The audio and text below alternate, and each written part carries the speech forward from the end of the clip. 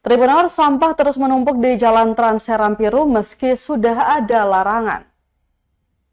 Tumpukan sampah terlihat di Jalan Trans Serampiru, Kabupaten Seram bagian Barat, Selasa 16 Juli 2024. Pantauan Tribunam.com sekitar pukul 15.29 waktu Indonesia Timur, tepatnya di jalan menuju kantor DPRD SBB itu terlihat sampah berserakan memanjang sekitar 50 meter di sisi jalan. Tampak kepulan asap di kawasan tersebut. Diduga sampah-sampah itu dibakar lantaran sudah menumpuk sangat banyak. Terlihat juga sampah plastik berserakan di sepanjang jalan. Beberapa di antaranya botol-botol minuman dengan kemasan plastik yang sudah kadaluarsa. Padahal tepat di sisi jalan terdapat papan tanda larangan membuang sampah yang dipasang oleh pemerintah Kabupaten Seram bagian Barat.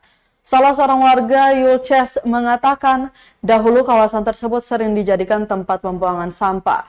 Meski begitu sudah ada larangan agar sampah tidak dibuang lagi di kawasan tersebut.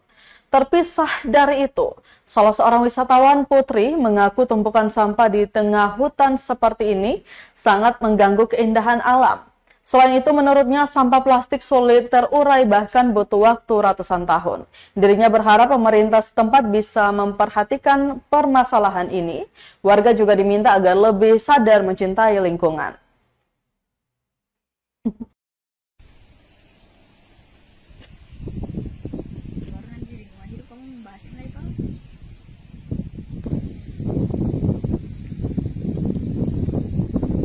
Download Tribun X sekarang, menghadirkan lokal menjadi Indonesia.